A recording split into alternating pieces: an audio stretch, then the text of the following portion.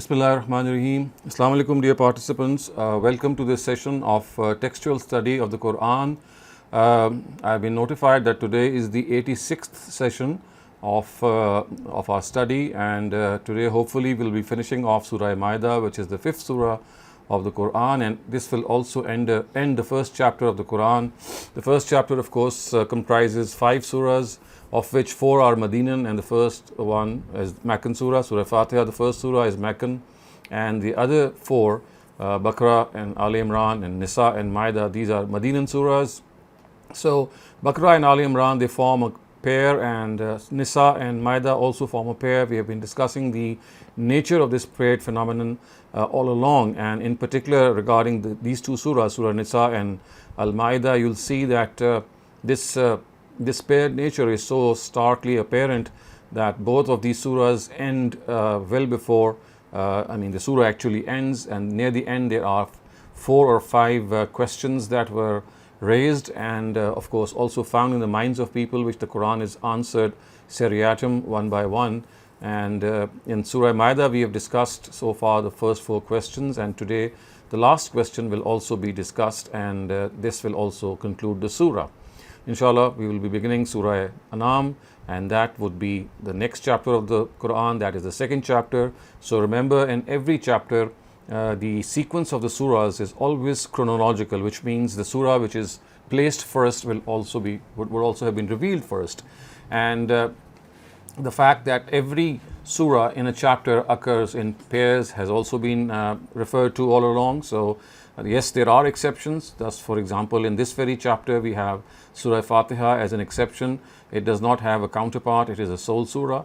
But the Medinan surahs, they are all paired. So Baqarah and Al Imran form a pair, and Maida and An-Nisa, they form a pair. The paired nature of Baqarah and Al Imran is also very prominent and very apparent. Thus, for example, the content also bears witness to it. In the first of these surahs, which is Surah Baqarah, conclusive truth is conveyed to the Jews in particular, and in the second surah, which is Al Imran, conclusive truth is conveyed to the Nazarenes or the Christians in particular. So this is how they relate, and also you'll find a similarity in their names. Both begin with Alif Lam Mim, and we know that these abbreviated letters, they are the names of the surah, and if they have common names, it means that they have common themes. So might as well we can see that in Baqarah and Al Imran the themes are similar, and this has been reflected in their similarity of names as well.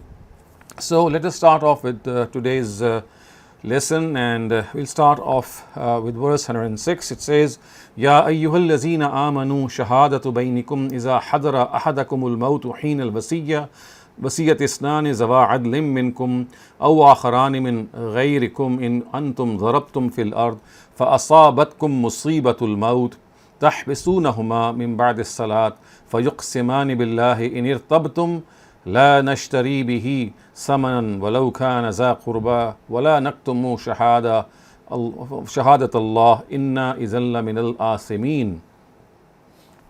Believers, when death approaches someone among you and he is making a bequest, then for him the testimony will take place between you in a way that 2 just men from among you will be made witnesses. Or if you are somewhere on a journey and the calamity of death arrives there, then 2 just men from outside your community should be picked. In the first case, if you have any doubt about them, you will detain them after the prayer. They will swear by God, and what shall they swear? We shall not accept any price for this testimony, even if some kinsman offers it. Neither will we hide the testimony of God. If we do this, we would be counted amongst the sinners. So clearly you can see that from here begins the 5th and final answer to the question, and how this question arose is evident from the answer given, and which we will see that how as this verse progresses, that it will be very apparent that the answer is regarding the evidence.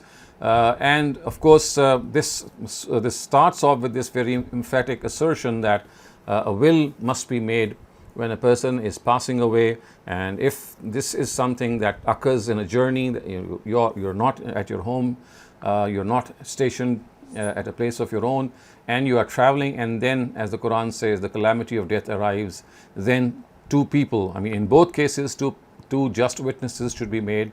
But in case you are traveling and obviously the Muslims are not available, and it says that if there is any doubt, I mean, if there is anything that you have to require, then that requirement is that you must have two people who are your witnesses. And if they are non-Muslims, which the Quran says from outside your community, the words are akhirani min ghayrikum. Aw akhirani min ghayrikum would mean that if you are traveling, then they could be people who are who do not belong to your own community. And of course, it is said that if this is the case, that you have to make them witnesses when you are traveling, then the Quran says that as far as this is concerned, then if you have any doubt, you will retain them, and they will swear by God that we shall not accept any price for this testimony. Even if some kinsman offers it, neither will we hide the testimony of God. If we do this, we would be counted among the sinners. So, of course, the word implies that if you detain them, obviously means that you detain them after the prayer. So, the words that are exactly found in this text are, if you detain them, if you have any doubt, you will detain them after the prayer, which means that this is where I mean, it's a generic word, any prayer, and it does not refer to any specific prayer. And when it is said that they will be deprived of their right by previous two witnesses, and for that we of course have the coming verse, which is فَإِنْ عُسِرَ عَلَىٰ أَنَّهُمَا اسْتَحَقَّا إِثْمًا فَآخِرَانِ يَقُومَانِ مَقَامَهُمَا مِنَ الَّذِينَ اسْتَحَقَّ عَلَيْهِمُ الْأَوْلَيَانِ فَيُقْسِمَانِ بِاللَّهِ لَشَهَادَتُنَا أَحَقُّ مِنْ شَهَادَتِهِمَا وَمَا اعْتَدَيْنَا إِنَّا إِذًا لَمِنَ الظَّالِمِينَ. Then, if it becomes known that these two have been dishonest, let two others stand forth in their place from among the people who have been deprived of their right by the previous two witnesses. Then they should swear by God, our testimony is truer than both of theirs, and that we have not in any way exceeded the limits in our testimony. If we have done this, we would be among the wrongdoers. So the words are, if they are deprived of their right by the previous two witnesses, the Arabic words of course are awlayan, and this of course is the dual of awla and means more worthy, that more worthy of evidence. So this actually refers to the two witnesses who were called to bear witness to the bequest initially, as per these verses. Since according to their status they are more worthy of bearing witness, they have been called as awliyan, which means they are more deserving of that, and they are much more worthy.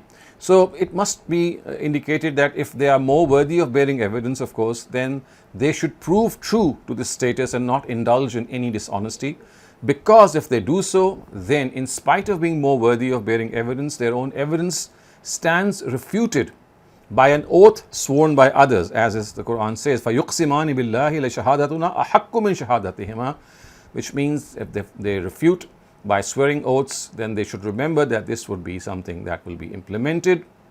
So, if they fear that their oaths will get refuted by those of the others, of course, this clearly means that if this happens, then the testimony of the later witnesses would be acceptable. So, you can see that in a nutshell, there is a whole protocol of bearing witness, as well as writing your own will at the time of death that can be seen from these verses. And we can actually summarize this protocol in a couple of points.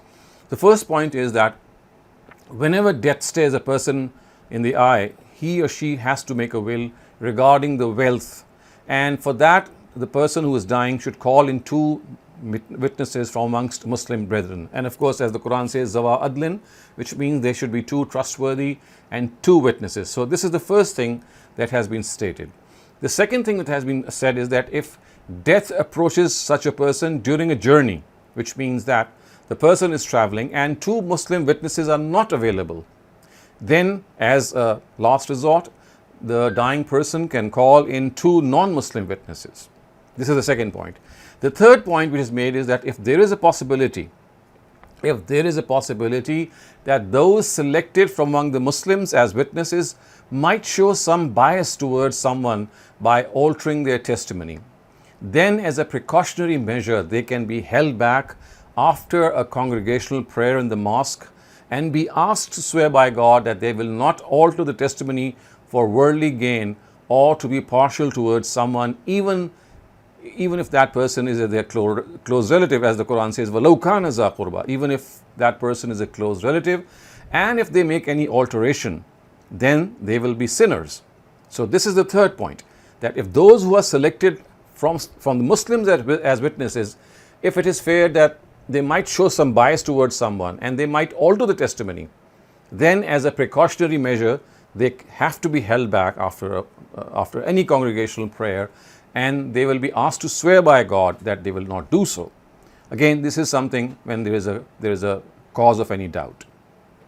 The fourth thing which this protocol mentions is that the witness should know that this testimony is shahadatullah. As the Quran has said, that this is shahadatullah, which means that this is the testimony of God. So even if they are dishonest in the slightest way, it would mean that they are dishonest not only to their brethren, but also to God Almighty. So the importance is that this testimony is not an ordinary testimony. It has been called as the testimony of God. So if they falter, then the consequences would be very grave.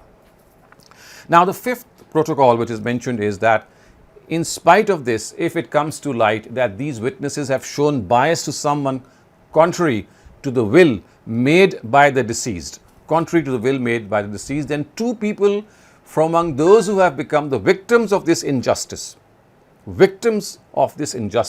should stand up and swear that they are truer than the previous witnesses, that they have not committed any excess in this matter, and that they will be wrongdoers in the eyes of God if they do so. So once again, the fifth protocol is that if it comes to notice that these witnesses, who were of course made witnesses to the will, if it becomes apparent that, or it becomes decisive, we know with reasonable assurance that contrary to the will which was made by the deceased, there has been some alteration, then two people from among those who have become the sufferers, and the victims of this injustice, should stand up and swear that they are truer than the ones who had given testimony earlier on. Now the sixth protocol which is mentioned is that it is likely that after this further measure the witnesses will not give a false testimony, for they will have the fear hovering over them that if they commit any wrong, others will negate their oaths, and in spite of being regarded more worthy of bearing evidence, their oaths will be refuted.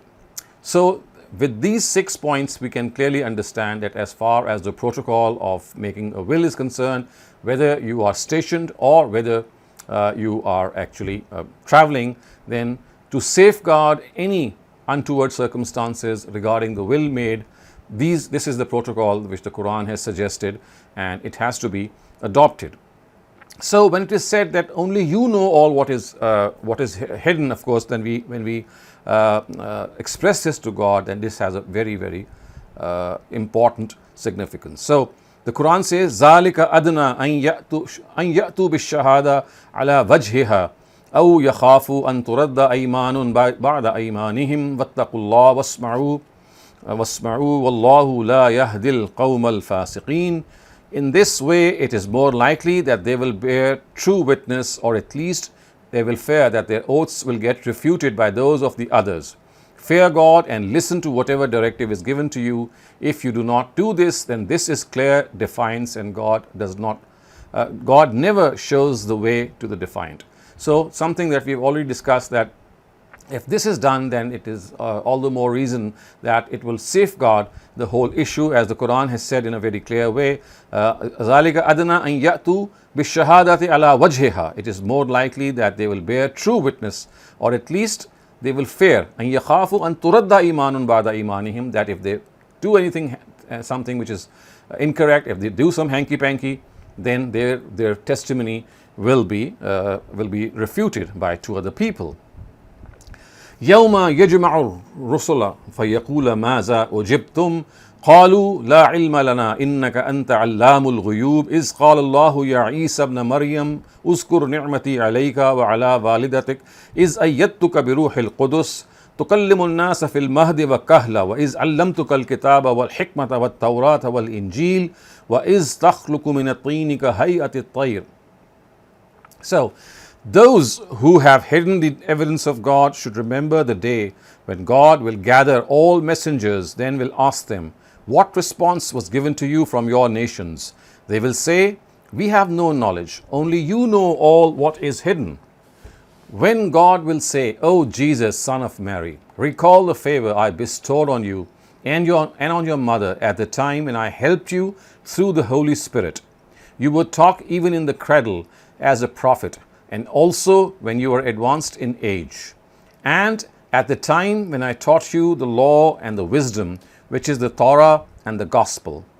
And at the time when at my directive you would fashion from clay, and then this goes on. But before we move on, we have to understand that this is, of course, an extraordinary link to the final evidence that will be born in the times of the hereafter, which means that the questions and answers which will then take place regarding the bearing of witness and the bearing of testimony in the hereafter will ensue. So it is basically, you have to understand that people who have hidden the evidence of God, remember we were talking about the fact that this hiding the evidence of God is something which is a sin. So from here a connection is made to a larger testimony that will take place on the day of judgment, when يَوْمَ يَجْمَعُ الرُّسُلُ فَيَقُولُ مَاذَا أَجِبْتُمْ, when all the messengers will be gathered, and then they will ask, what response was given to you from your nations? They will say, we have no knowledge, only you know all what is hidden.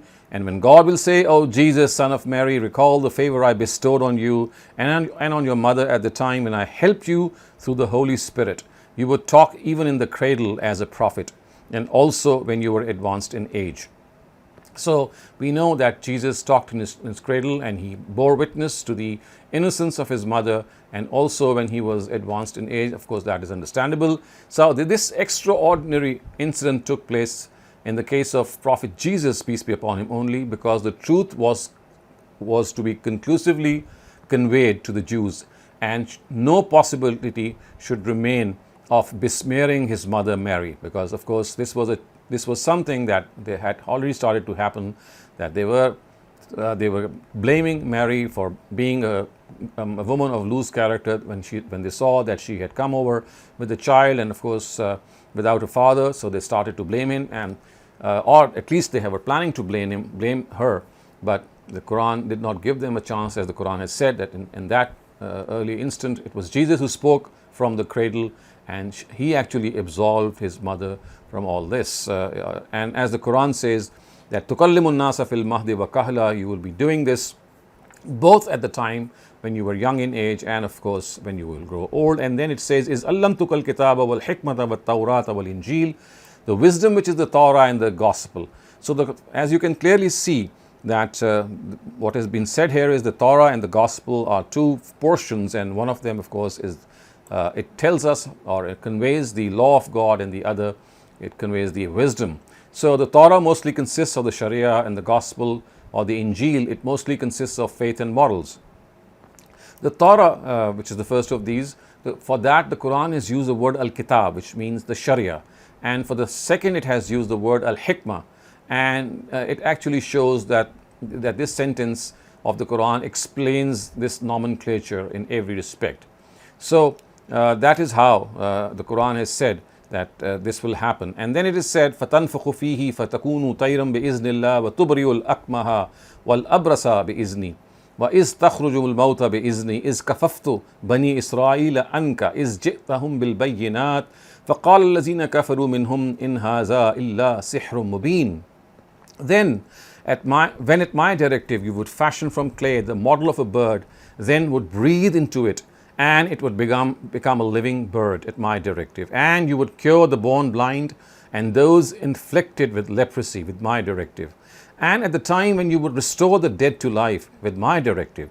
And at the time when I withheld the Israelites from harming you, when they came to them with clear signs, and their disbelievers said nothing.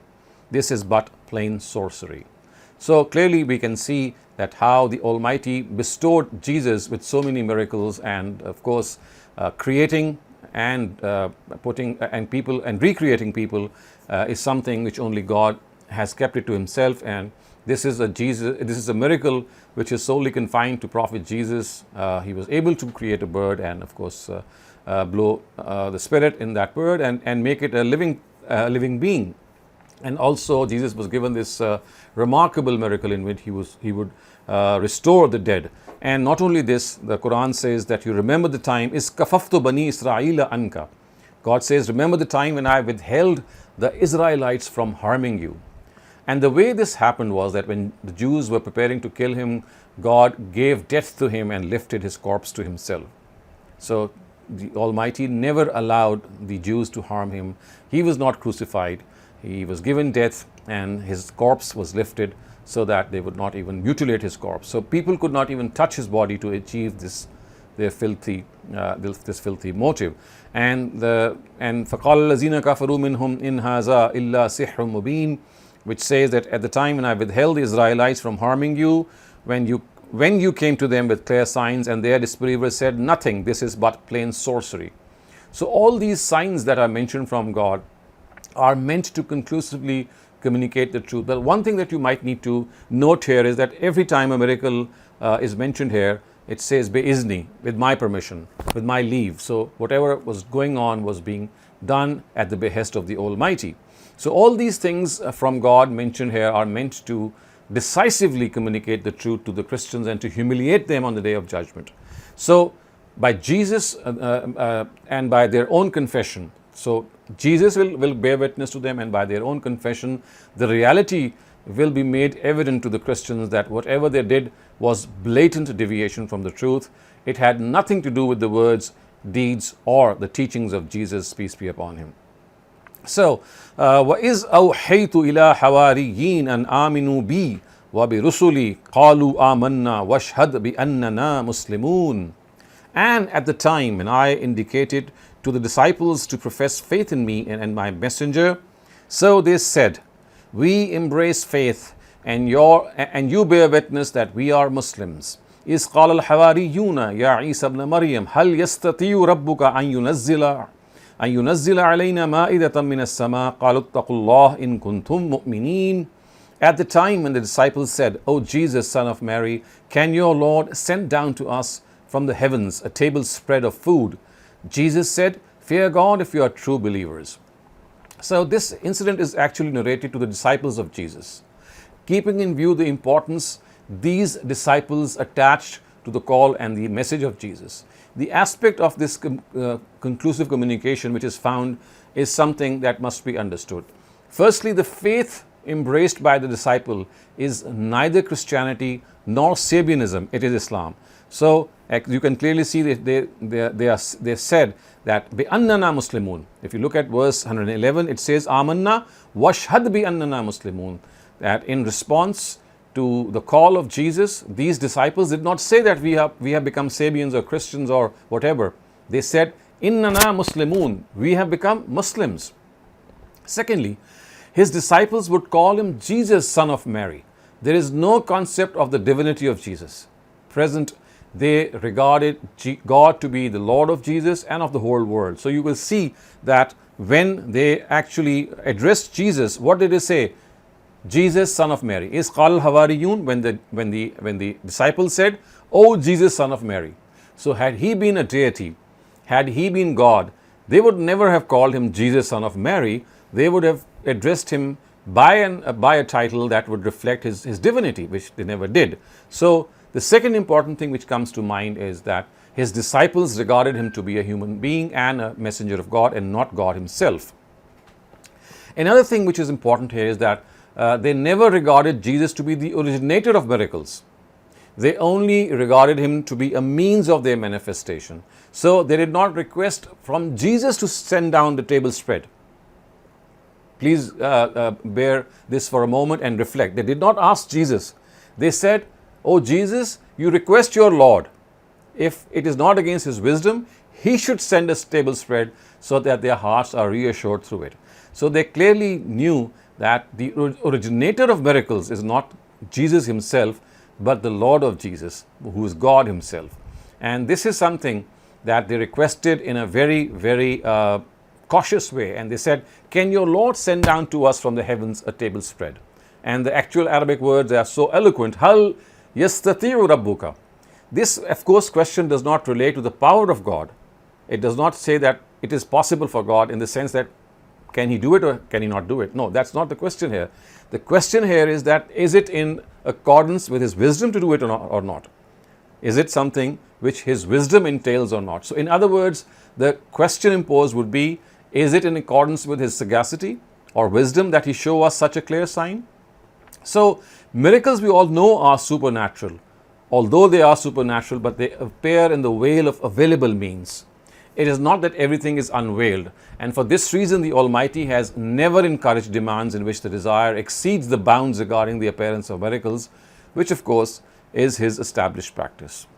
So, قالوا نريد أن نأكل منها وتطمئن قلوبنا ونعلم أن قد صدقتنا ونكون عليها من الشاهدين.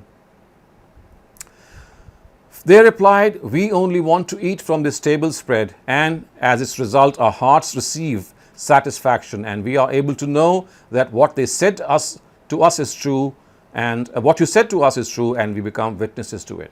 So basically they had asked for this to receive reassurance, and it was not that they were doing something which was against that. So it was something which, of course, as we can see from the later words, that the Quran, as the Almighty has said, that I would not have given to anyone in this world if this form of punishment, if something like this had happened. So the words are, قال عيسى ابن مريم اللهم ربنا أنزل علينا مائدة من السماء تكون لنا عيدا لأولنا وآخرنا وآية منك وارزقنا وأنت خير الرازقين. At this, Jesus, son of Mary, prayed, "O God our Lord, send down to us from the heavens a table spread, which becomes a memorable thing for our successors and for our predecessors, and a sign from you. Lord, provide us, and you are the best of providers." So, Lord, provide us, and you are the best of providers. In response, look what God said. قال الله إني منزلها عليكم فمن يكفر بعد منكم فإني أعذبه عذابا لا أعذبه أحدا من العالمين. Which means, God replied, "I shall definitely send it down to you. But after this, those who disbelieve from among you, I shall give them such a stern punishment that I would not have given in anyone in the world." So, of course, it seems that after these very stern words, it becomes obvious that the disciples did not insist on their demand, and they refrained from making the request. And we see that there is no such mention in the gospel also that such a table spread, and table spread, of course, is the literal meaning of the word Maida. So just a thing that you might need to note here is that the Surah Maida has been called by this name because of this one word that appears at the fag end of the surah, and which once again tells us that the surahs of the Quran have been named by the Sahaba, other than the ones that have been named by God through those letters, abbreviated letters, and the ones that have been named by the Sahaba, they don't reflect the content of the surah, as is the case about us. When we name some content, we always we always name a composition after its content. But this is not the case with the surahs of the Quran. They were generally named after some unique concept or word that was mentioned anywhere. Baqarah is, of course, a very good example also. So the incident of the cow sacrifice has been mentioned in just a couple of verses, 2 or 3 verses, in the whole expanse of 286 verses, and the surah has been called as Baqarah. So this is how the Arabs would generally name composition, and the Quran has, of course, the Sahaba did the same, and as is the case here, surah is called Al-Maida just because of this last bit of mention that the disciples of Jesus requested God to reveal a Maida. Maida means a table spread.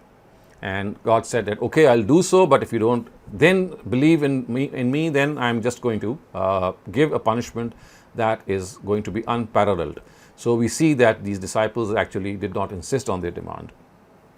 وَإِذْ قَالَ اللَّهُ يَا عِيسَى ابْنَ مَرْيَمَ أَأَنْتَ قُلْتَ لِلنَّاسِ اتَّخِذُونِي وَأُمِّي إِلَٰهَيْنِ مِن دُونِ اللَّهِ قال سبحانك ما يكون لي أن أقول ما ليس لي بحق إن كنت قلته فقد علمته تعلم ما في نفسي ولا أعلم ما في نفسك إنك أنت علام الغيوب. Those who have concealed the evidence of God should keep in mind the day when this conversation takes place, and this also when, after reminding people of it, God will ask, Jesus, son of Mary, did you tell people, regard me and my mother as gods beside God? He will reply, glory be to you. How was it befitting for me to say something which I have no right to say? If I had said this, it would have been in your knowledge, because you know what is in my heart, and I do not know what is in your heart. Only you are aware of all hidden things.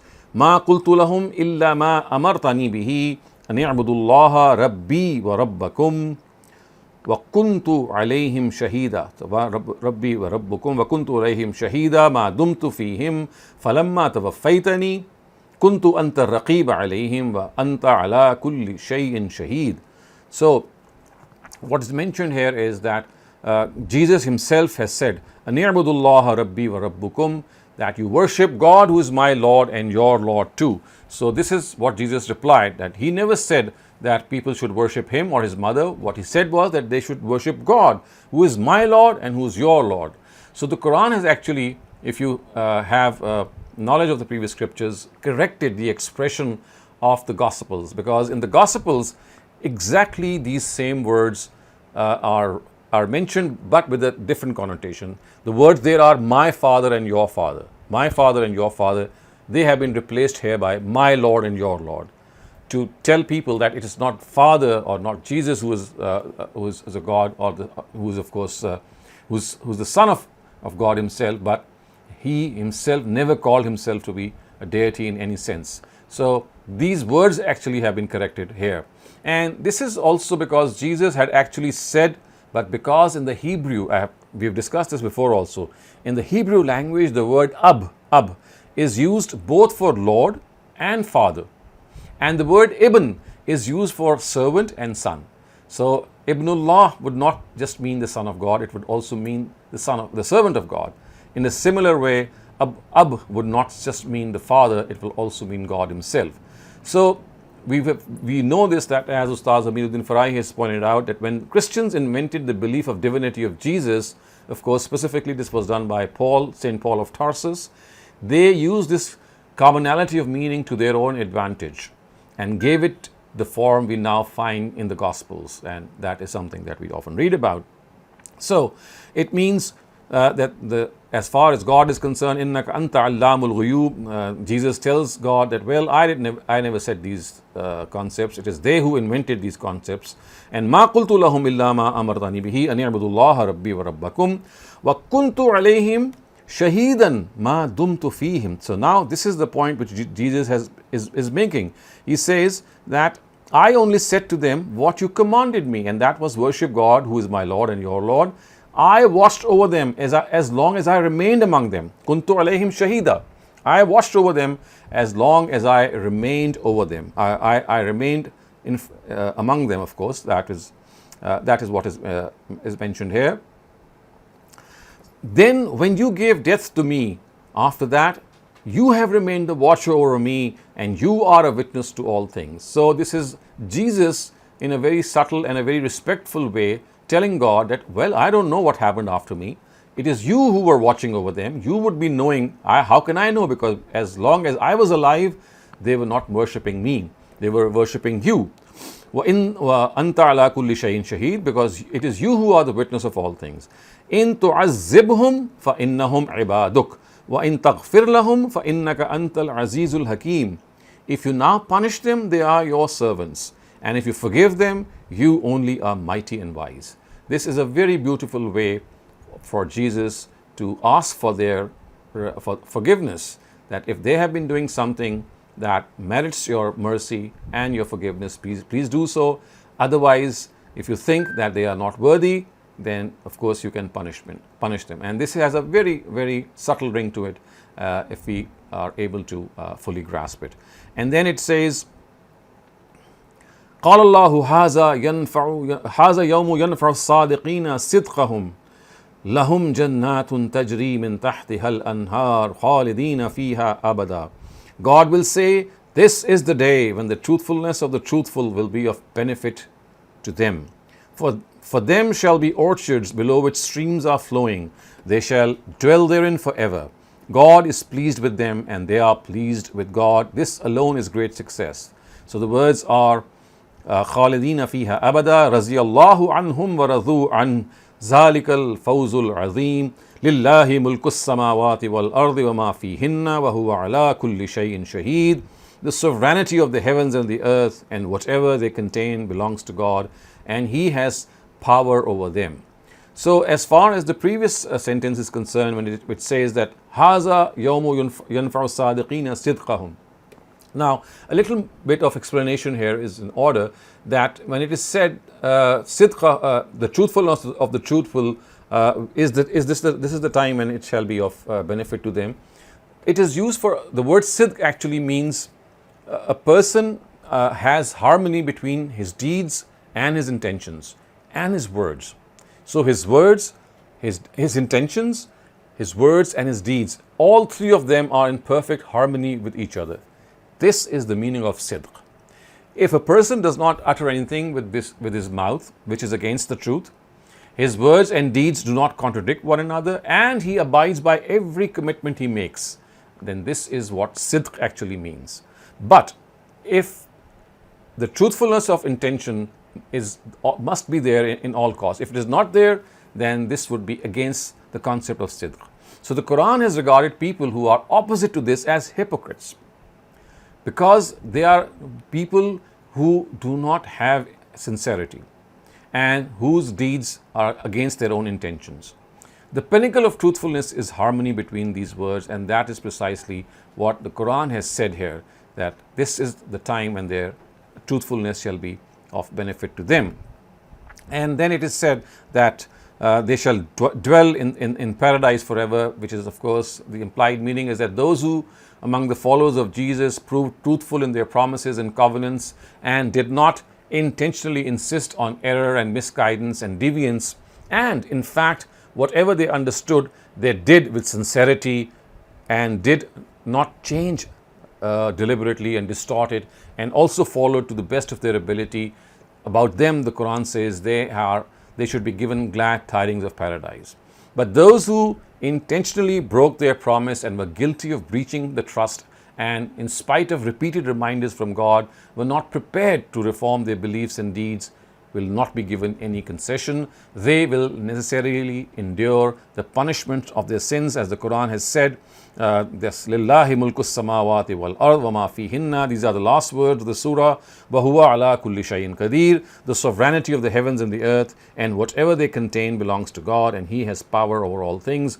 Once again, assessing and asserting, the Quran asserting this, that whatever the heavens and the earth contain belongs to God. If people are bent upon deliberate denial, then they are going to face the music one day, and they must not complain, because they were given ample opportunity to mend their ways and they did not, and they challenged God and they did not know that about God. The Quran says wa huwa ala kulli shay'in qadir, that He has power over all things.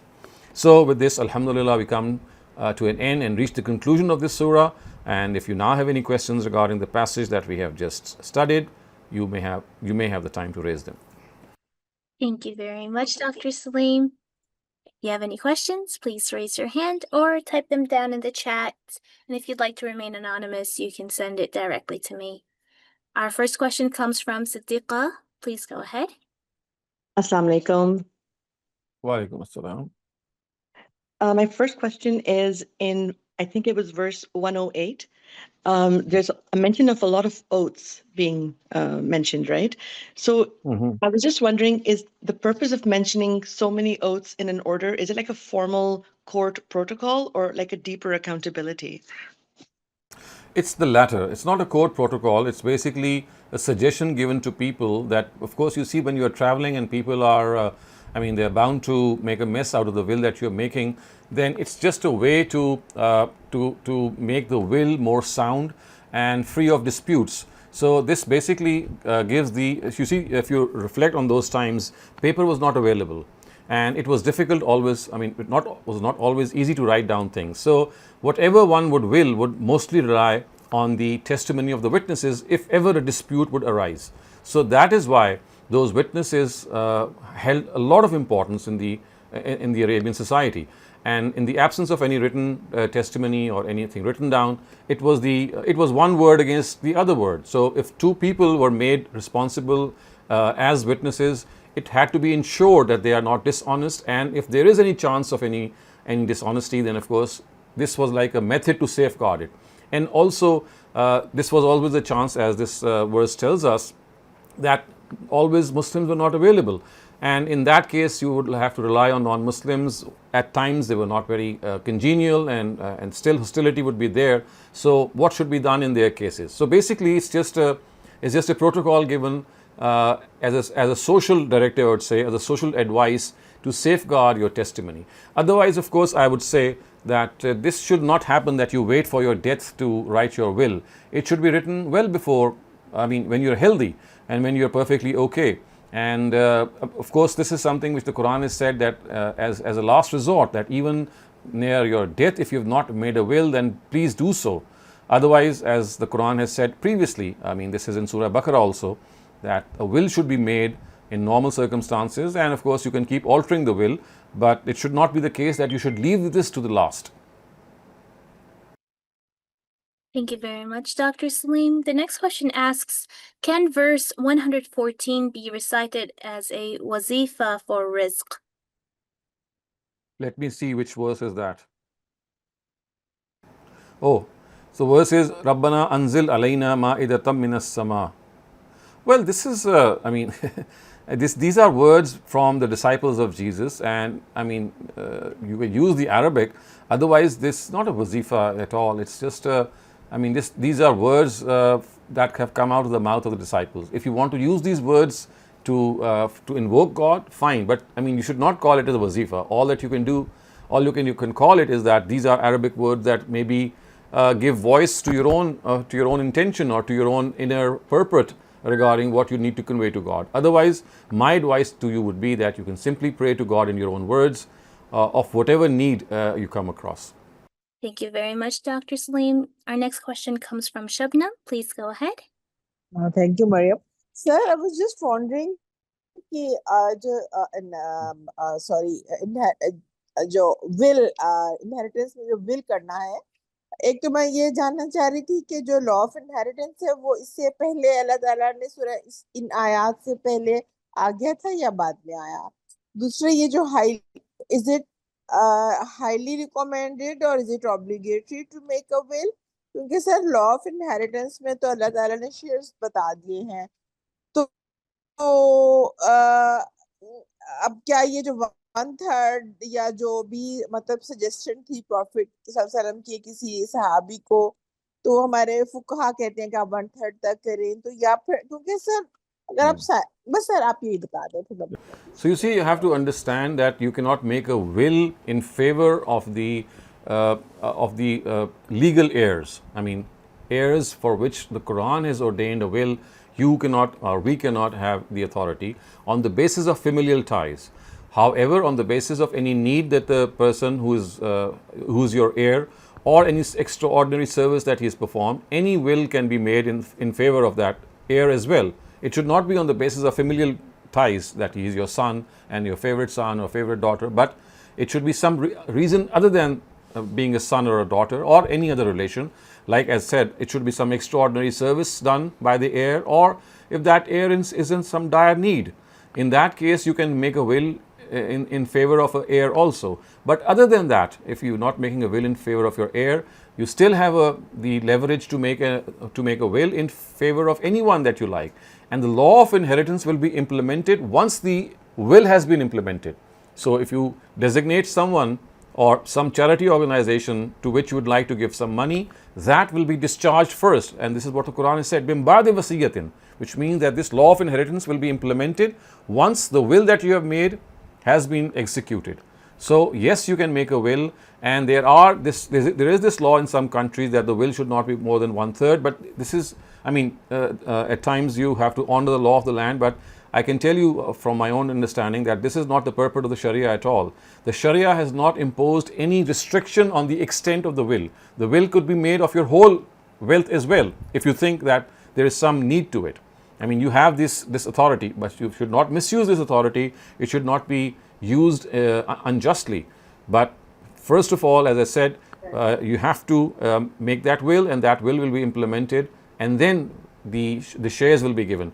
Also, it seems from the Quran that it is a very high recommendation that you make a will, because if you don't make a will, then whatever is surplus, which is of course at times the case when you are distributing your inheritance, for example, when you only have daughters, then that surplus will go to the nearest male relative. So that's something that will automatically happen in case you don't make a will.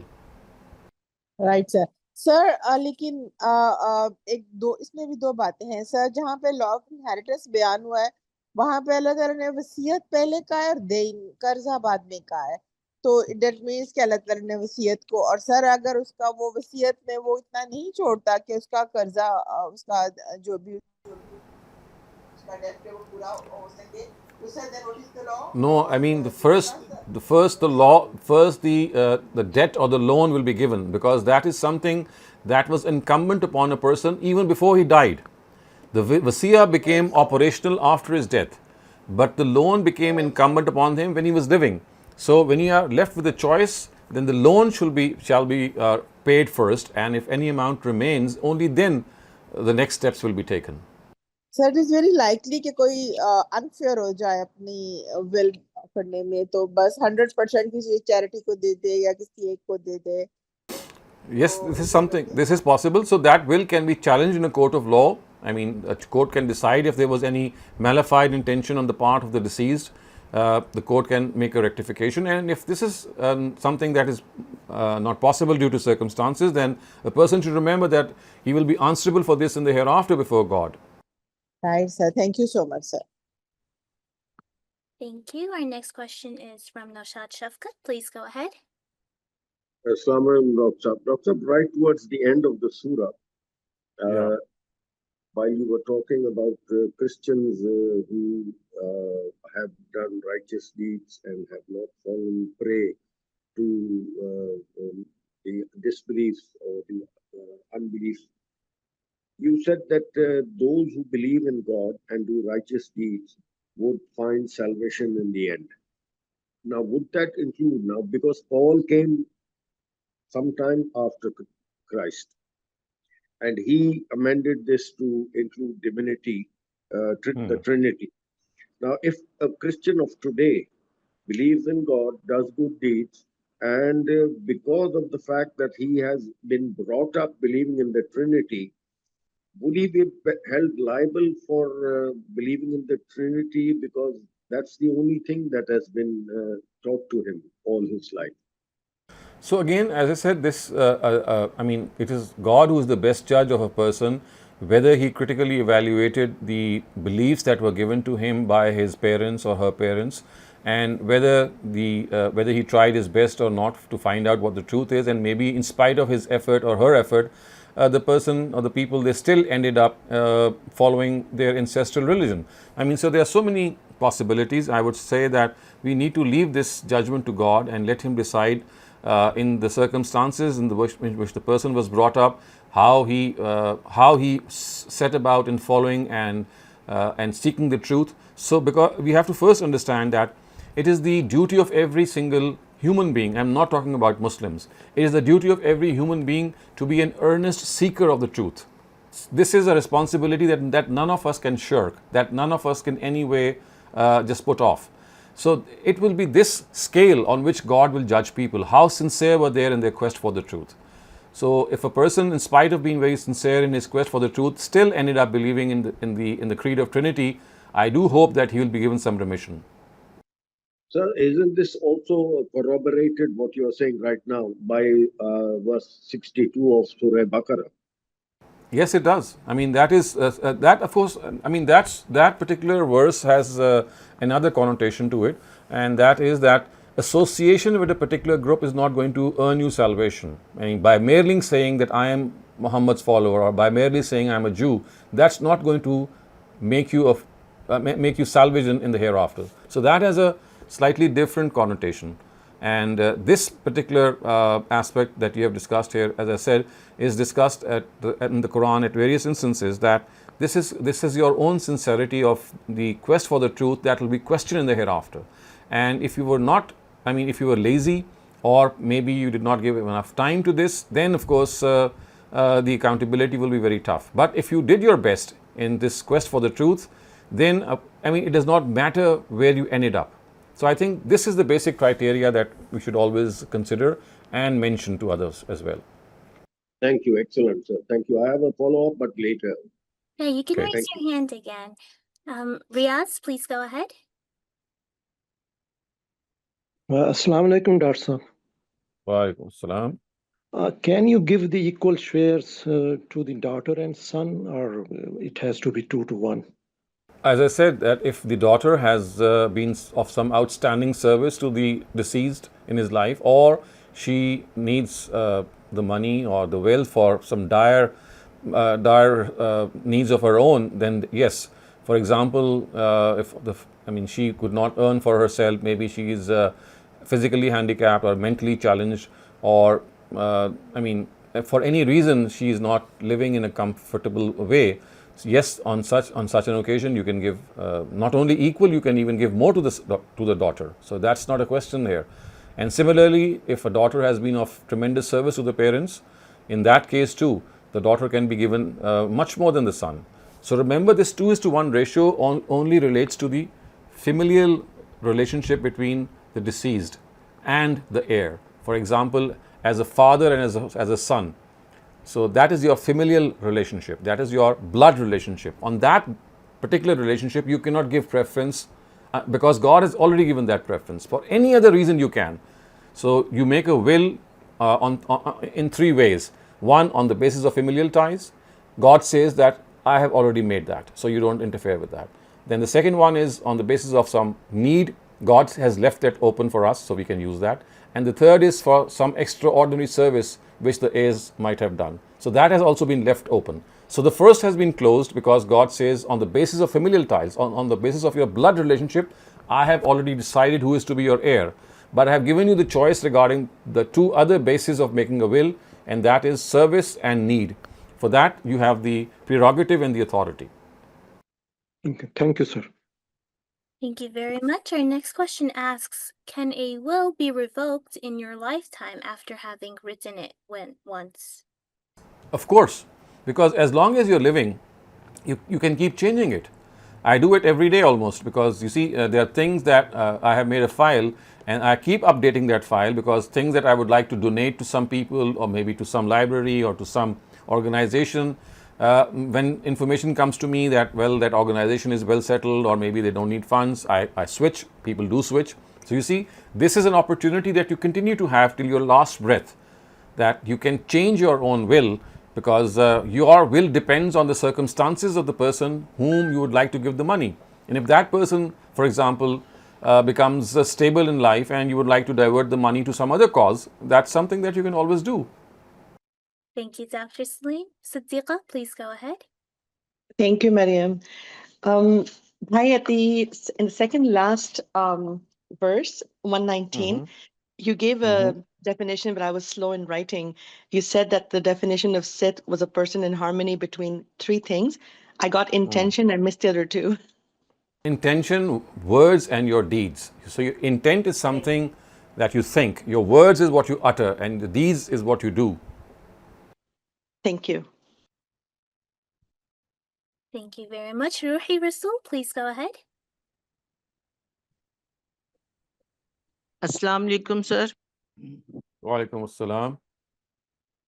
Sir, is it possible that the disciples of Jesus were probably jealous of Israelites, Moses' people, who got food from heavens, and they also wanted to taste that heavenly food, and they wanted the table set for them, and uh, for This is not correct. You see, the Quran is itself explained that this is not the reason that they wanted this table spread. It was just for their own assurance, so that they believe that yes, God is there for them and He can do whatever He likes and that Jesus is His prophet. It was just as an assurance. There was absolutely no amount of jealousy. And that is why they never insisted when God said that, okay, I'm going to show you this sign, but if you don't believe even after that, then you'll be punished heavily. I don't see any reason to in any way analogously deduce that it was because of jealousy. right. Thank you, sir.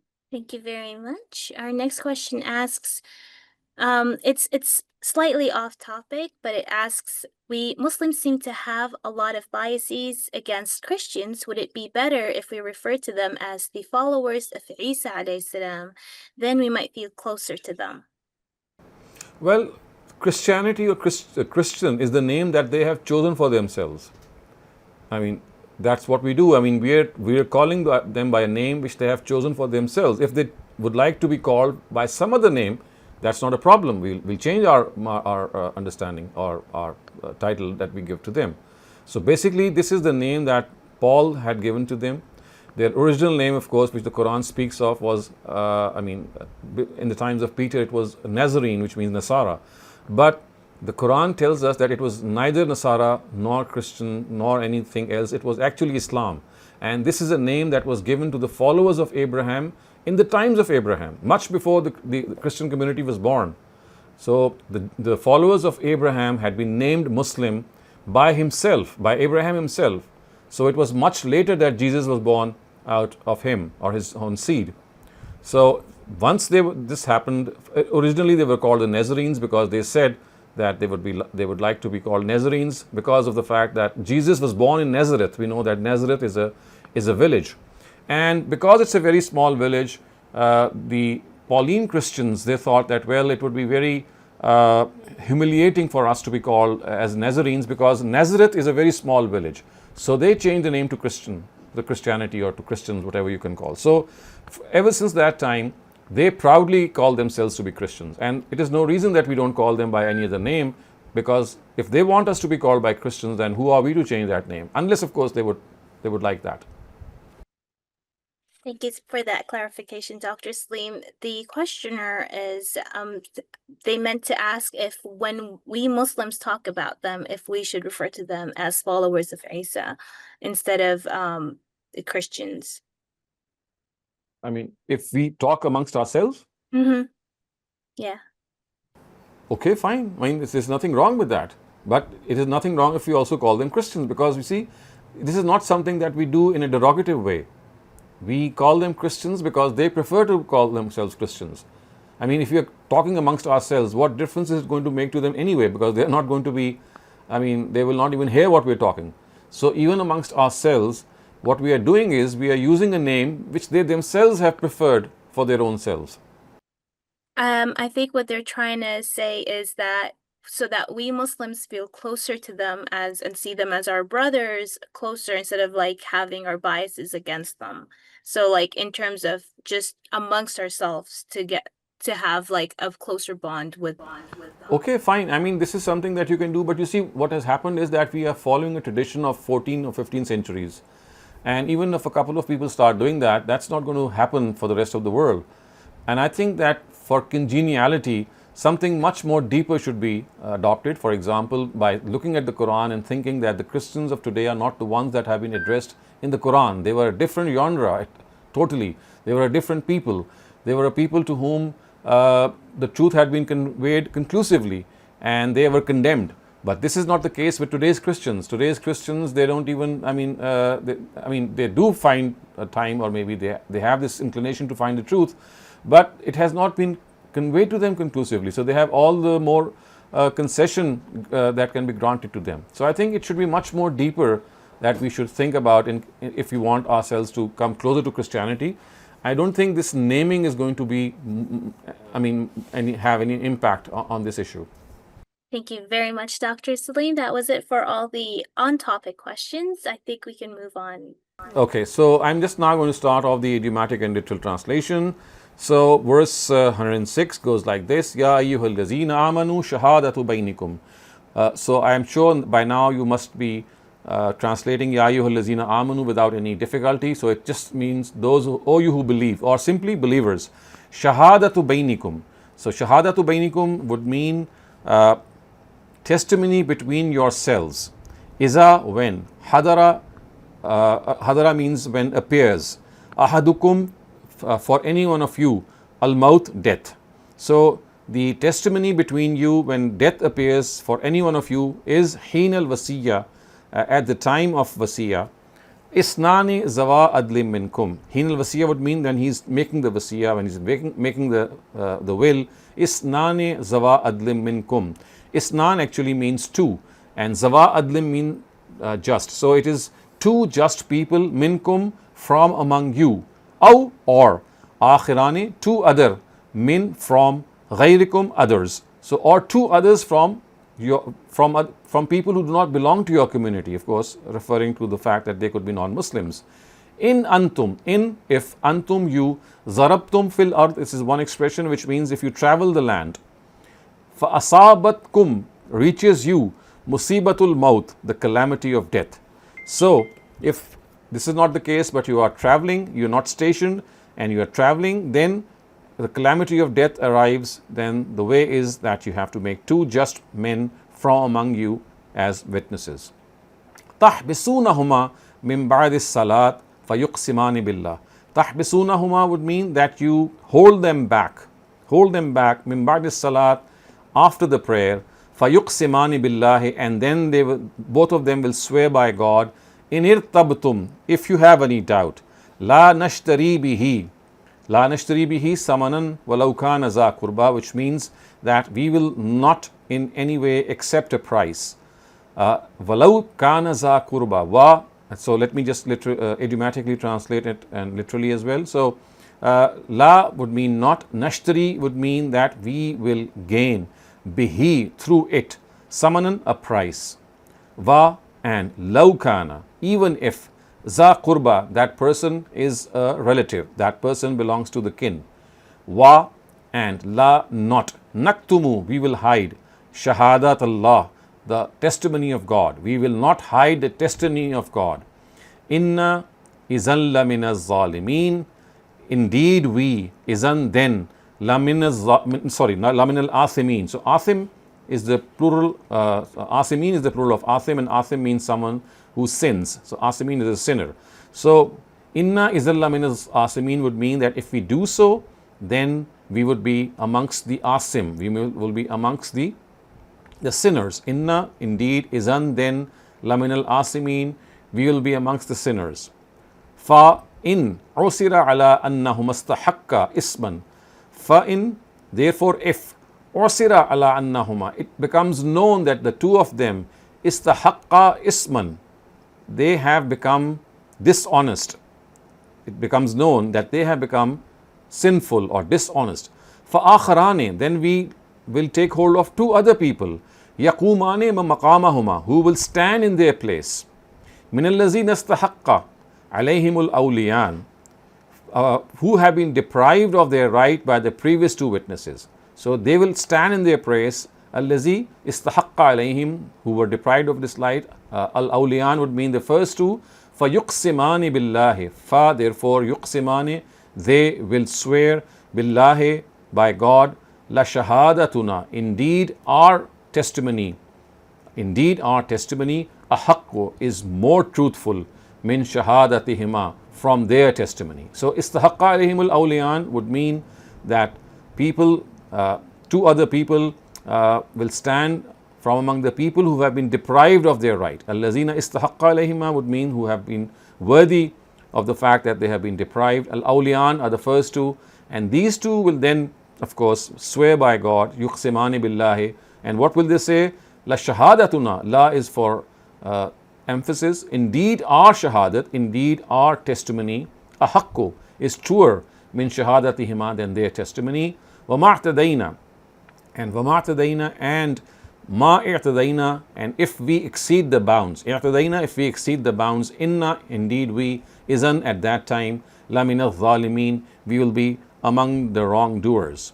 So if we have not in any way exceeded, in other words, what we will say is that our testimony is more correct than both of theirs, and that we have not in any way exceeded.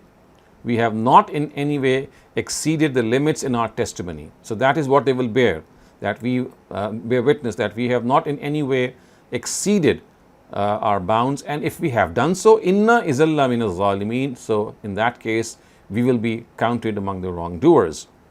Zalika, this, adna is more near, an ya'tu bish-shahada, that they bear true witness, ala wajhiha. So this is more likely the case, that they will then bear true witness. An ya'tu bish-shahada ala wajhiha, which means that will bear true witness. Aw yakhafu, or they will fear. Aw, or yakhafu, they will fear. An, that turadda, shall be refuted. Aymanun, their oath. Ba'da aymanihim, after their oaths. Because they would be refuting their oaths, of course, so they will fear that their own oath will be refuted by those two other witnesses. Wattaqullah, and fear God. Wasma'u, and hear Him. Wallah, and indeed God, la, not yahdi, guides al-qawm al-fasiqeen, people who are defiant. And God does not guide people who are defiant. So, of course, fear God and listen would mean that you fear God and listen to Him. Wallahu la yahdil qawm al-fasiqeen. Yawma yajma'u rusul. Yawma, the day. Yajma'u, gather. Allah, God. The day when God will gather ar-rusul, the messengers. Fayaqul, and God will say, ma, what? Za, that. Ujibtum, you were answered. Or what answer were you given? So God will ask them that what was the response that you received. In fact, that is what is implied by the words maza ujibtum. Qalu, the messengers will reply, la ilma lana, la, not, ilma, knowledge, lana, to us, no knowledge to us, implying the fact that we don't have any knowledge about this. Innaka, indeed you, anta, you, allam, knower, al-ghuyub, of the secrets. So they will say, la ilma lana, we don't have any knowledge, it is you who are the knower of secrets. Is qala Allahu ya Isa, is when, qala, said, Allah, God, ya Isa, O Jesus, ibn Maryam, son of Mary, uzkur, remember, ni'mati, my favor, alayka, upon you. So the verse goes like this, is qala Allahu ya Isa, when God will say to Jesus ibn Maryam, Jesus the son of Mary, uzkur, remember my blessing upon you, wa, and ala validatika, and upon your mother. Remember my blessing upon you and upon your walidatit. Walida means mother, ka is yours. Upon your mother. Is when ayyadtuka, I helped you. Ayyadtu means help and ka is you. Is ayyadtuka, when I helped you. Biruhil Qudus, with the Holy Spirit. Ruh, Spirit. Al-Qudus, Holy. With the Holy Spirit. Tukallimun nasa, you would speak to people. Tukallimun nasa, tukallimu means speak. An-nasa, to people. You would speak to people. Fi, in. Al-mahd, in the cradle. Wa, and. Kahla, when you were advanced in age. So when you would speak to people in the cradle and when you were advanced in age. Wa, and. Is, remember when. Allamtuka, I taught you. Allamtu, I taught you. Ka, in fact, allamtu means I taught and ka means you. And when I taught you al-kitab, the sharia, wa, and al-hikmah, the wisdom, wa, and at-Torah, the Torah, wal-Injil, and the gospel.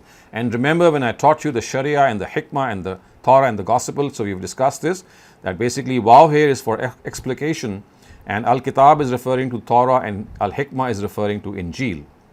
Wa, and, is when takhluqu min at-tin. Takhluqu means you create, min, from, at-tin, mud, ka hay'atit tayr, the structure of a bird. Haya means something which resembles, a tayr means bird. So when you would manufacture the form of a bird, the structure of a bird, bi'izni means with my permission, with izni, my permission. Fatanfukhu, and fa, therefore tanfukhu, you would blow. Therefore, you would blow fiha in it, which means that you will blow the spirit in it. Fa, therefore, takunu, it will become tayran bi-izni, it will become a living bird bi-izni, with my permission. Wa tubriyul akmaha. Wa tubrihul akmaha, of course, you will, akmaha means people who are born blind. Tubrihul akmaha mean that you would cure the born blind. Wal abrasa, abrasa means people who have leprosy. So you would cure the people who are born blind and who are suffering with leprosy. Again, bi-izni, with my izn, with my permission. Wa is when tukhrijul mauta, you would bring the dead back to life. Tukhrijul mauta, revive the dead. Bi-izni, with my permission. Wa and is when kafafto bani Israel. Kafafto means withhold. Bani Israel, the Israelites. Anka, from you. So we would withhold the Bani Israel from harming you. That is what is implied. Is jitahum, is when jitahum, you came to them. Bil bayyinat, be, with, al bayyinat, signs or clear signs. When you came to them with clear signs. فَقَالَ الَّذِينَ كَفَرُوا, fa, therefore, قَالَ الَّذِينَ كَفَرُوا, those who have disbelieved, they said, minhum, from among them. What did they say? In haza illa sihr mubin. In not. Haza, this, illa, except. Sihr, magic. Mubin, open. So they would say that those who have disbelieved among them would say that this is plain magic or this is plain sorcery. Wa and is awhaytu, is when awhaytu, I revealed, ila, to words, al-hawariyin, the disciples, an, that, aminu, be, aminu, profess faith, be in me, wa, and, be rusuli, and in my messengers. So this is not the term wahi which has been used here. The word wahi is used as a common word, which means that God gave this indication to the disciples. And what was that indication? Profess faith in me. God says, profess aminu, be, profess faith in me. Wa bi rusuli, and in my messenger. Qalu, they replied, amanna, we professed faith. Washhad, wa ishhad is the word, and bear witness, bi annana, that we Muslimun are Muslims. So they replied, we have believed, we profess faith, and bear witness that we are Muslims. Is qala al-hawariyun, is when qala said, al-hawariyun, the disciples, Ya Isa ibn Maryam, O Jesus, son of Mary, hal, do, yastati'u, has the capacity, Rabbuka, your Lord. So does your Lord have the capacity? Ayn yunazzila, that he reveals, alayna, upon us, ma'ida, a table spread, minas sama, from the heavens. So the question which the disciples said, O Jesus, son of Mary, is it possible for your Lord to send down to us a table spread from the heavens? Jesus replied, Ittaqullah, fear God, in kuntum mu'mineen, if you are believers. So it does seem that Jesus was a little offended and he just said that, well, you should fear God on what you have said. And they replied, Qalu nuridu, we want, an, that, nakula, we eat, minha, from that table spread. Wa, and, tatma'inna, become satisfied, kulubuna, our hearts. So the disciples said that we are not doubting God in any way. We just want reassurance. Nuridu an nakula minha. All that we want is that we eat from that table spread. Wa tatma'inna kulubuna, and that our hearts receive assurance. Wa na'lama, and that we know, an, that, kad sadaqtana, that the truth has been told to us. That we, the kad sadaqtana wa nakuna alayha minash shahideen, which means that our hearts receive satisfaction and we are satisfied that we have been told the truth, wa nakuna, and we become alayha, on it, minash shahideen, amongst the witnesses. So that is again something that they had asked for their own personal assurance. Qala Isa ibn Maryam, and Jesus, son of Mary, said, Allahumma. So on their request, now Jesus is requesting God.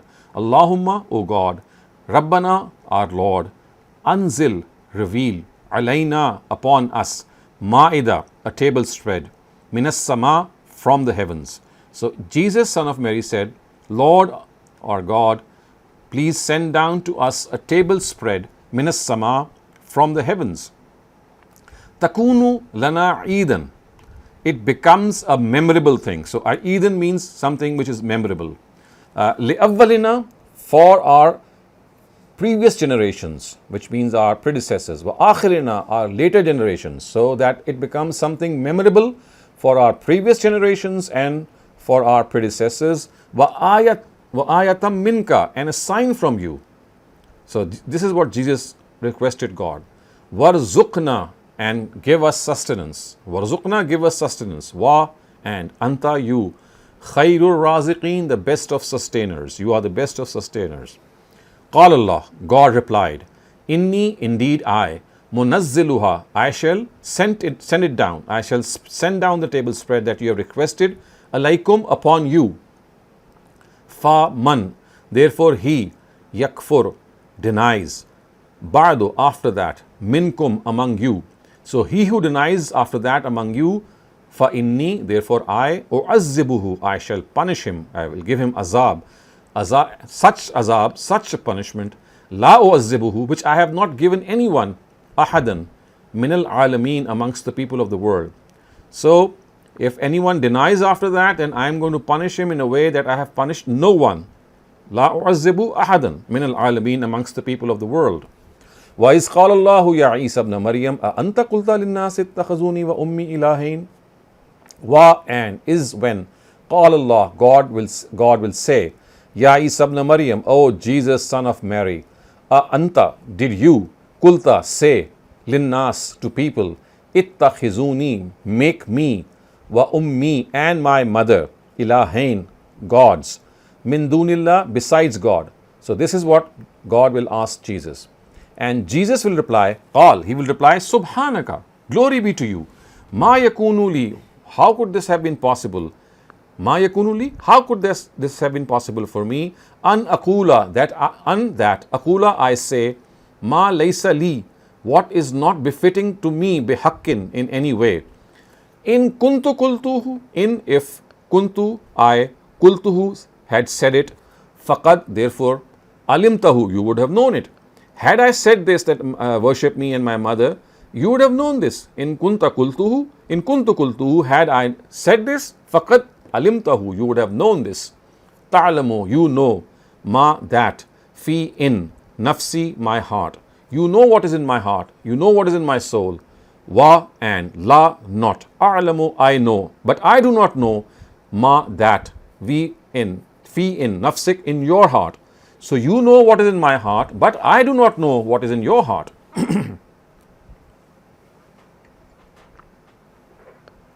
Innaka anta allamul ghuyub. Innaka, indeed you. Anta, again, is the emphasis. It also means you. Allam, knower.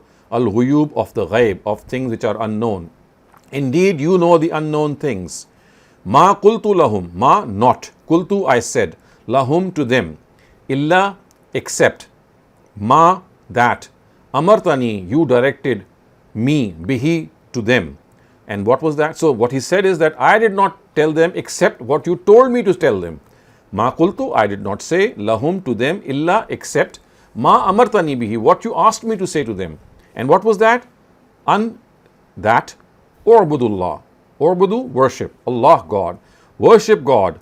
Rabbi wa Rabbakum, who is Rabbi, my Lord. Rabbakum, who is your Lord. Worship, u'budullah, worship God. Rabbi wa Rabbakum, who is my Lord and who is your Lord.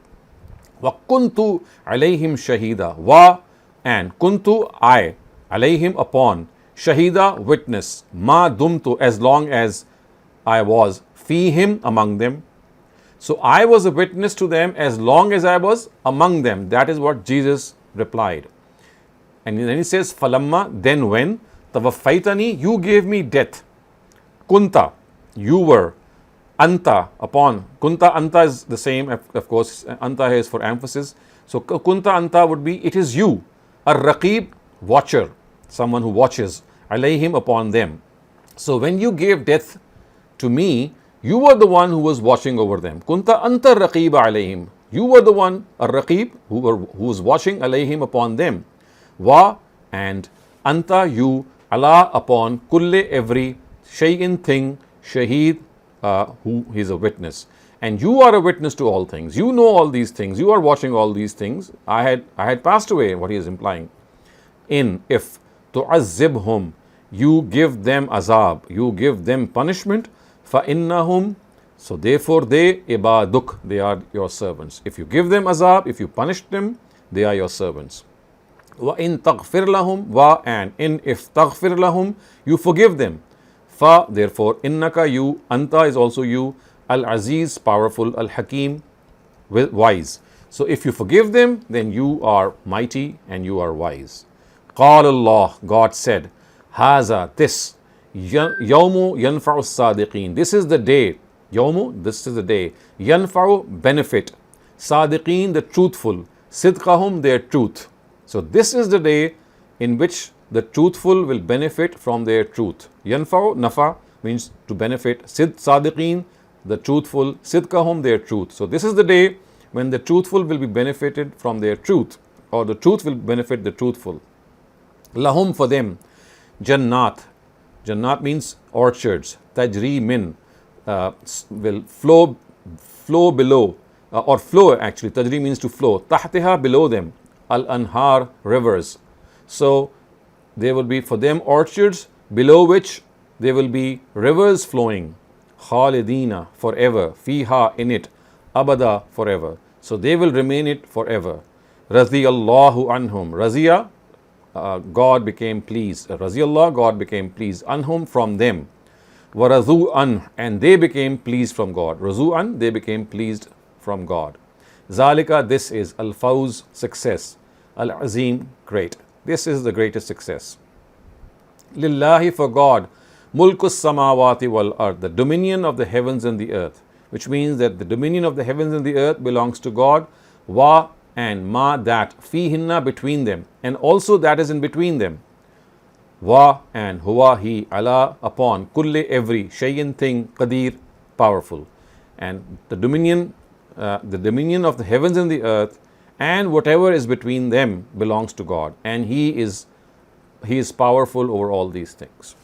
So with this we come to an end to the surah as well, and with an idiomatic and literal translation. I do hope that this way of literal and idiomatic translation is helping you to directly understand the text of the Quran, and that is the purpose of it also. And I always keep saying this, that please keep a copy or a pencil or whatever you have to write down with you, so that you can note down the vocabulary that you come across. And the best thing would be that if you can revise this passage with that vocabulary, the way we literally and idiomatically translated it, if you keep on doing this practice, I can vouch for you for the fact that inshallah a day will come when, without knowing the intricacies of Arabic grammar, you'll be able to translate a major part of the Quran in your own head. So now we still have some time left. We can revert to the Q&A. Thank you very much, Dr. Saleem. And since we're at the last bit of the session, all questions are welcome, including the off-topic ones. Shabnam, please go ahead. जी thank you Mariam sir पहला छोटा सा question तो इसी से related है passage से कि सर जब Yes. उन्होंने कहा कि ये निशानी हो, ये साइन हो हमारे प्रीडिसेसर्स और उनके लिए, सर अव्वलीन के लिए कैसे, वो तो गुजर चुके थे, तो क्या ये आखिरत में उनके लिए निशानी साइन होना था? You are talking about the disciples? No sir जी सर जब This is what Jesus has said. no, sorry, I think I'm going to make my point. Sir जब उन्होंने मांगा, मायदा मांगा, टेबल स्प्रेड मांगा, तो उन्होंने कहा कि ये निशानी हो हमारे पहलों और पिछलों के लिए। तो आपने कहा जो Yes. हमसे पहली जनरेशन गुजर चुकी है, तो सर वो पहली जनरेशन जो गुजर चुकी है उनके लिए निशानी कैसे होता? I mean, let's go back to the verse. It says, Qala Isa ibn Maryam, Allahumma Rabbana anzil alayna ma'idatan minas samai, that send down to us a table spread from, this is what Jesus is asking God, so that it becomes a memorable thing for our predecessors and for people who are going to succeed us. Of course, this is going to become a memorable thing for the predecessors. Because of the fact that they will be given this news on the Day of Judgment also, and obviously this is a conversation that is taking on the Day of Judgment. So remember, if God had done so, this would have become something of a memorable thing for people who would come after Jesus, of course, and who would be before them, because it would be like news to them, given to them in the hereafter. Right, sir. Can I ask now off-topic question, Maria? Yes, if it's short, please go ahead. Yeah, little bit. Sir मुझे एक word के बारे में confusion है, ज़नूब और जुनूब. मेरी understanding थी कि दोनों का मतलब एक ही होता है, सिन, गुनाह. लेकिन सर वो मैं पढ़ रही थी सूरह ज़ारियात, सूरह नंबर 51, उसकी सेकंड लास्ट 59 आयत में. सर मेरे पास जो ऐप है उसमें ये डिफरेंट सेंस में यूज हुआ है. तो सर कल मैंने डॉक्टर खालिद से भी पूछा था, उन्होंने कहा कि नहीं ये डिफरेंट वर्ड होते हैं उसकी हरकत की वजह से. लेकिन सर वो फिर मेरे ज़हन में अब आ रहा था कि वो 5th कलमा है जो हम कलमा सिखाते हैं बच्चों को, अस्तगफिरुल्लाह रब्बी मिन कुल्ली ज़म्बिन अज़नबतहु, उसमें तो ज़ुम्ब नहीं है. तो सर ये थोड़ा सा बता दें please. So yes, Dr. Khalid was absolutely right. These are two different words, and you can know from the context when these are used. So zamb also means respite. So in the end of Surah Zariyat, you have وَمَا خَلَقْتُ الْجِنَّ وَالْإِنسَ إِلَّا لِيَعْبُدُونَ مَا أُرِيدُ مِنْهُم مِّن رِزْقٍ وَمَا أُرِيدُ أَن يُطْعِمُونَ إِنَّ اللَّهَ هُوَ الرَّزَّاقُ ذُو الْقُوَّةِ الْمَتِينُ فَإِنَّ لِلَّذِينَ ظَلَمُوا ذَنُوبًا مِثْلَ ذُنُوبِ أَصْحَابِهِمْ. So here zanub actually means some respite, something that is given to people. It's not in the meaning of sin. So this often occurs that a single word has two different meanings. So here zamb is not sin. Right sir, then I understand. लेकिन sir वो I mean के It is the context. I do understand. You see, you have to look at the context, which word is used in which meaning. Right sir, thank you so much sir. Dr. Saleem, I had a question related to verse 106, where it says Okay. ضربتم إن أنتم ضربتم for traveling. Is that a normal way to talk about it? Because I've always heard like safartum, so like why is No, this is Quranic Arabic. In modern Arabic we say safartum, but this word never was used in the same meaning in classical times. In classical Arabic, zaraba fil ard is a very eloquent word to refer to the fact that you travel. Okay, so this was common back then. Oh yes, very much common. Safartum is a much. This is a word in today's jargon. It was never used in this sense in the Quran, ever. Thank you. Our next question asks, will it be fair to say that learning Quranic Arabic has to be a must for anyone who wants to take religion seriously, who wants to understand? Oh yes, I would say absolutely. Thank you very much, Dr. Saleem. I'm not seeing any more questions, and we still have... I have begun to doubt the answer that I just gave to Shabnam when she just asked that. I would need to rethink this. Actually, she said that what exactly is meant by awwalina. I think she has a very valid point. This is Jesus talking to God at the time that he was there. So you see, Qalallahu Isa, at the time that Jesus was there, he talked to God and said that please send down to us a table spread that becomes memorable for people who come after us and for people who are before us. So yes, this is a question that is a valid question. I think, how can it become a sign for people who are before us? Let me just check what some of our commentators have written. Just give me a moment. I think this is a very important question. Who are the persons who are referred to by the fact al-awwalina, the awwalina? I don't find a explanation, so I think I'll just I will reflect more on this question. Shamnam, I'll get back to you inshallah next week, but I think this is a question that has now come to my mind as well.